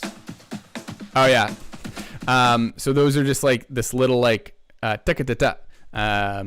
that is a different top loop, but I wanted to have some accents going through, and then all of that is happening over the main kind of taikos from a Cashmere pack, verbatim. I mean, I guess like I'm at 124 instead of 100, but yeah, and then some accents with some different taikos. Oops.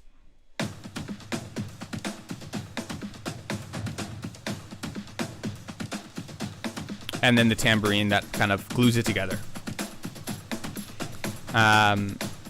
So yeah, so like that is just a combination of slowly building up the layers, and then kind of filling in the space in terms of like getting those like percussions to sound realistic. It's like having natural accents and then having natural like something else to feed like the 16ths, because like a real drum kit, like you're gonna have variation every time you have a hit.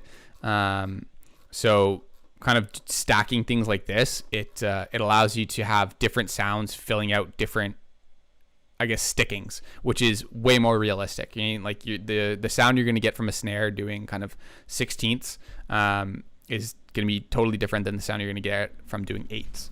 But yeah, so that is the, I guess I should solo this so there's less CPU.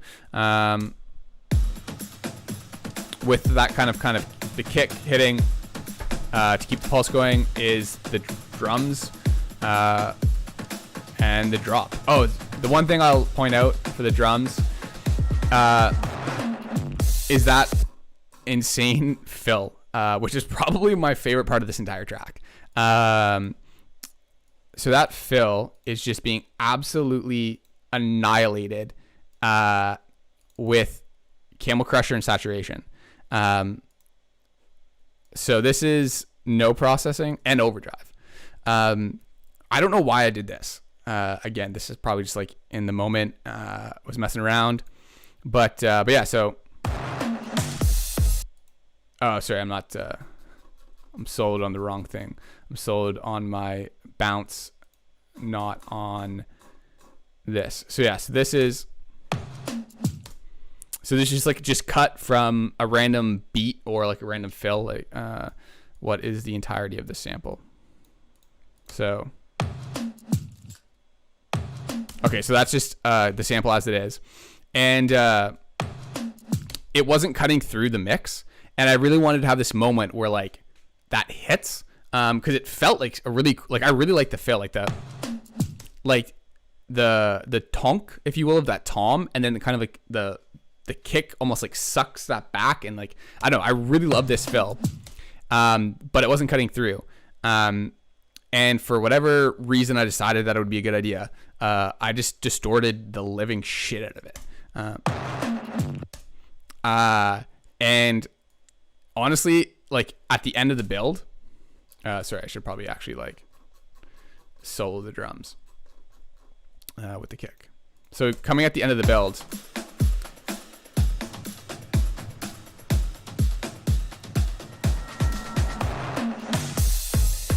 I don't know. I personally, it's my favorite part of the track. And then on the second drop, it's the exact same thing, just changing up the pattern by chopping the fill.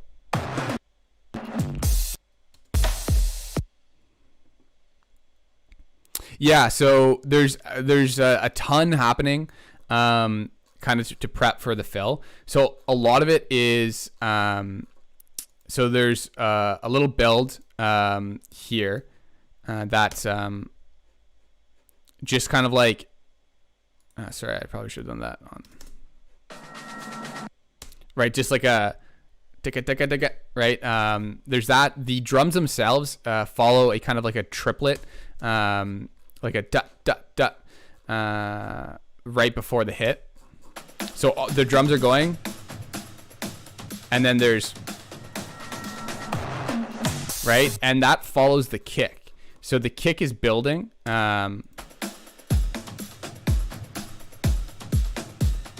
One, two, three. So yes, the entire section feeds into that fill.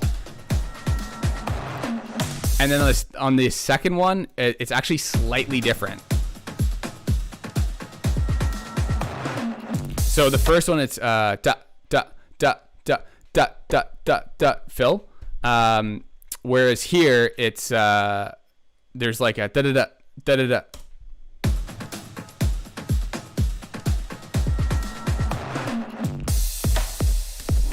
So again, like the smallest little ways to keep it slightly different, so that it's not strictly a copy paste. But yeah, the other thing too that's helping lead into that is the effects.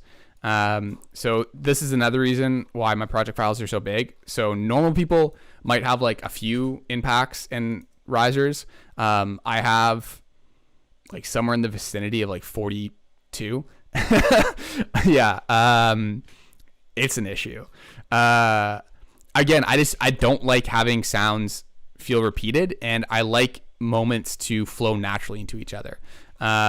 If I were to solo this, into, so this is the stemmed version of it, right? If I were to play this,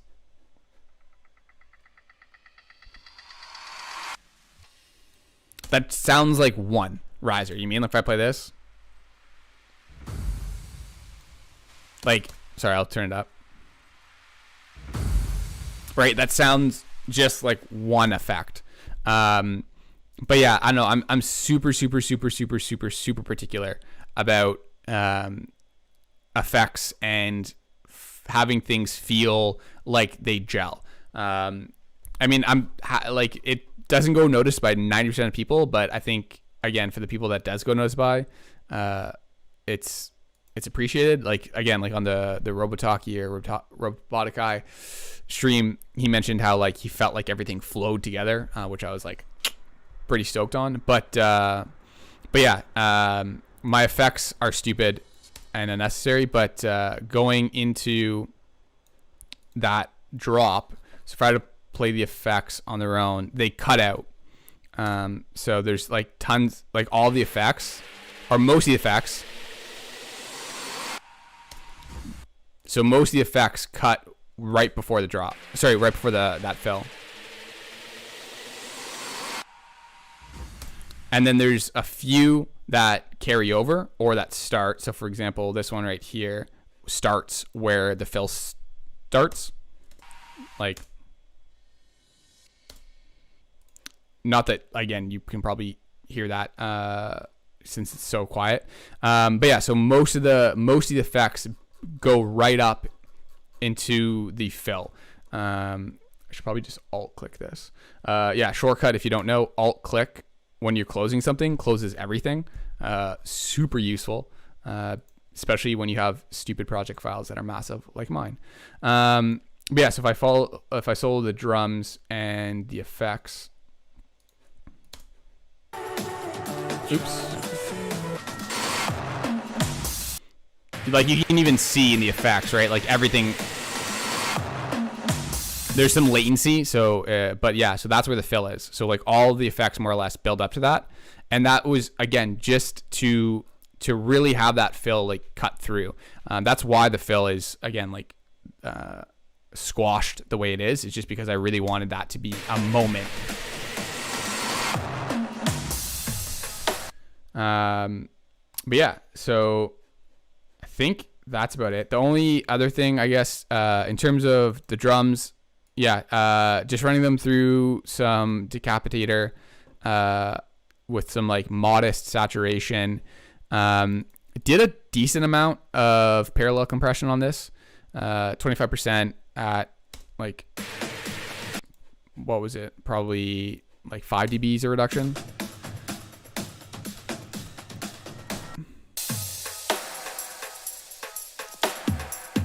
Yeah, so without the saturation and parallel compression, and then with.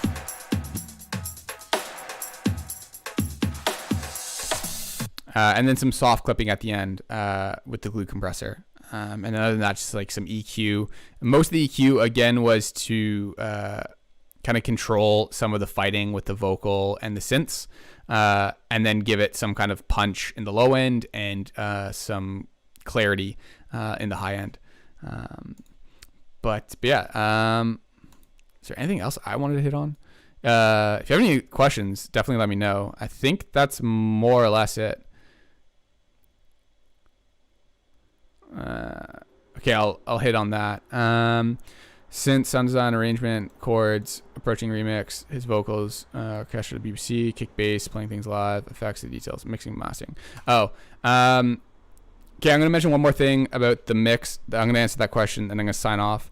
Another thing to mention about it is, so I had an ear infection when I was making this, and I couldn't hear out of my right ear for essentially the entirety of the production. So I produced this in mono for the most part. So, and honestly, it's probably one of my better mixes. And I think that had to do with it. So I don't know if you're aware, but testing things in mono is like super important. I'm brutal at ever doing that because I don't really consider the music I make to be aggressively DJ music. I mean, it would be great if Millennium played this at EDC or something like that. But yeah, it's not particularly club music. So to be worried about not having anything in the sides under 130, and to be worried about like mono compatibility beyond, is it super phasey, which like most of my stuff generally isn't, but to be really mono focused is something I've never really put enough time and effort into. But because I couldn't hear out of my right ear while I was making this, I made did all of the initial mix down in mono, and then went back and did like all like the pan man stuff I was talking about earlier, and like all kind of having effects go left and right, and some of the decisions I made just based off of like a starting point that I intuitively knew what I would need to do. But yeah, so I think a lot of the punch of this mix comes from the fact that I originally did everything in mono and went from there. So if you're not currently testing in mono or attempting to do some mixing in mono, highly recommend it. It's something I've been like meaning to do forever. I mean, like, so on Span, for example, which is free, and if you're not using it, you should be, or some sort of analyzer, right? Like, you have your correlation meter. And in the past, when producing, I've always ensured that, that my correlation meter never goes below 0, and then I'm leaning towards 1. I generally check my mid side to make sure that my sides aren't poking through, right?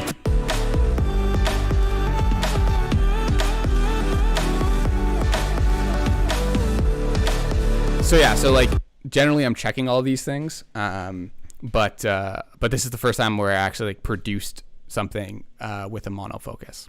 So anyways, yeah, last little tip before I talk about this stuff and wrap it up. So in terms of where I'm at in my music career, I mean, even calling it a music career at this point is generous. Thank you. So personally, so I work full time. So I'm a Canadian. I was born and raised in Ottawa, went to school in London, Ontario, near Toronto, for any Canadians that happen to be in the chat. And yeah, so generally consider myself like Toronto if I'm talking globally. And then moved to France in early 2018 to work as an engineer. So my master's was in biomedical engineering. I specialize in MRI, so like medical imaging. And there was a job here, and I spoke French growing up, so I figured, hey, why not go live in Europe? So yeah, so I'm currently working full time as an engineer. It's currently 1 a.m. in France, to give you an idea of how good of an employee I am. And so yeah, so luckily I'm fortunate enough to have a full-time job. And music has always been my passion. So when I'm not working, I'm making music. In the last 2 years, I've started to take, since like launching Otherwise Fine, I've taken it super seriously, and now I consider it a second full-time job. Yeah, so tonight, for example, got home from work, made some music, prep for the stream, and then I've been on stream for I guess almost 2 hours now, and that's like not uncommon. Like I don't stream very often, but in terms of my workflow, I'll generally try to put in like 3 or 4 hours a night And then on the weekends, I'll generally crush 10 a.m. I'll wake up, have a coffee, make tunes until maybe 2 in the afternoon,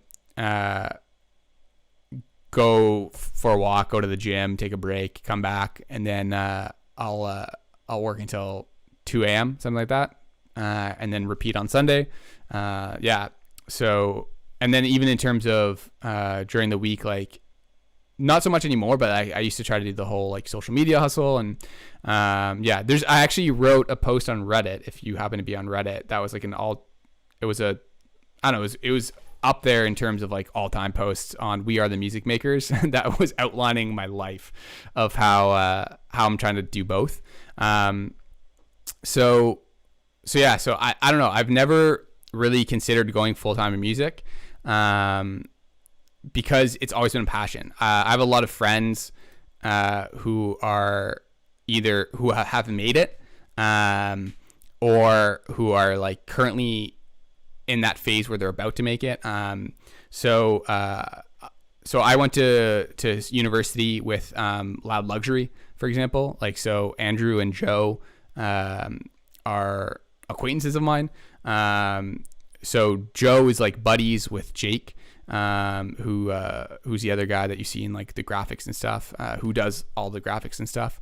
So like they've made it, for example. And then I'm good friends with AWOL, who's Cloverdale. So he does like tech house and stuff. So AWOL was like his dubstep project, and then Cloverdale's his like tech house project. And like their Cloverdale is like currently blowing up. And I've seen him grind for like, I guess, like 5-6 years now, like harder than I've ever seen anyone grind. Like, the guy deserves it for sure. So I've seen kind of what it looks like to make it, and then I've seen what it looks like to grind for 5-6 years and like just start to make it. And I mean, like, he used to come play at my university, or he came and played at my university once, and he like slept on my couch, like that type of lifestyle. And so I'm at a point now where I get to make the music I want to make and have people listen to it, which is cool. But I still have the financial security of a job. So I'm a bit on the fence about whether or not I would ever kind of go full time. I think it would have to be a natural progression. You mean, when I started Otherwise Fine, my goal, if you will, was like 50,000 monthly listeners. Like, that would, to me, was like a respectable amount of people that like dig your music and listen to you on a regular basis. And yeah, like that would be cool. And like, once I've hit 50,000 monthly listeners, like, to me, that would have been like making it, and like, I'd be happy. Currently, Otherwise Fine, sitting at like 30,000 monthly listeners, which is unreal. Which is, you mean, like, that was like 50K was kind of like my pipe dream. So to be where I'm at, I'm really, really stoked on. It's gotten to the point where it's a consideration, at what point it would be a full-time opportunity. But yeah, at the moment, I'm in a situation where, yeah, like, I do have a full-time job as an engineer.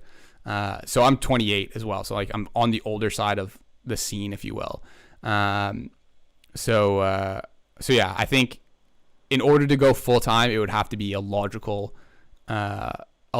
next step of the opportunities are there, and I don't have enough time to pursue them based off of my current schedule. So the only way to pursue certain opportunities would be to go full time. I think at that point I would go full time.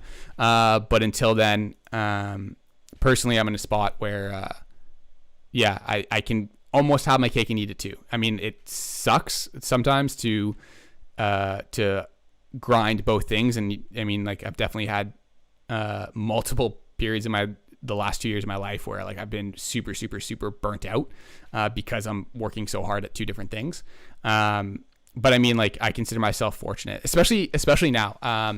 I think COVID is one of those situations where a lot of people have maybe gone one of two ways, right? Like, you could consider it, okay, like, shit could pop off at any moment, so I want to do what I love. Or at least for myself, I've looked at it as, okay, like, I'm in a really good space financially, which is not the case for many people. Like my brother, for example, he's a photographer in Toronto.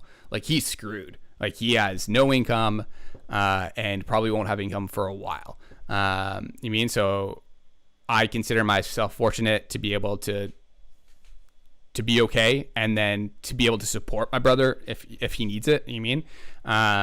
So there's definitely pros and cons, right? But yeah, to anyone who's like pursuing music full time, I don't know, I recommend it. Yeah, so like at least there's like unemployment, and like in Canada there's like CERB and everything like that, right? So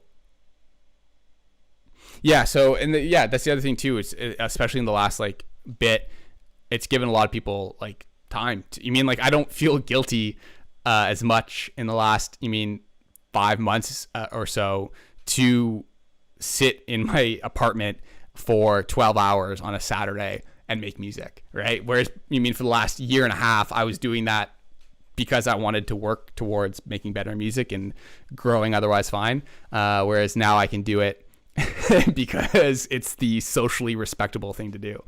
But yeah, hopefully in the future, maybe in the next year or two,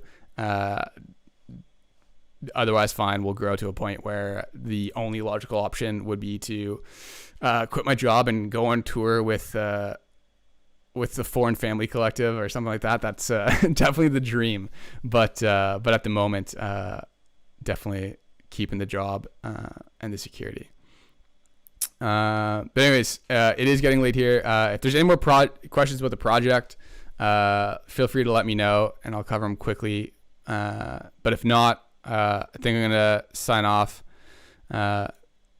Thank you for rooting for me. Likewise, man. I hope the things pick up on your end, and definitely wishing you all the best. But yeah, if there's no more questions about the project, definitely gonna sign this one off. I had a blast going through this. So appreciate. I saw a bunch of people tune in and tune out. So for those who tuned in for a bit, who are tuning in now, appreciate the questions, Andrew. It was a blast going through this. So might do this again on some future releases. But yeah, that was the breakdown for If I Leave Again. It's out exclusively on SoundCloud and YouTube. So yeah, go check it out there. Appreciate any support on Spotify and Apple Music. And yeah, until the next one, take care, be safe, wash your hands, wear a mask, all that stuff. Glad you guys dig the stream. So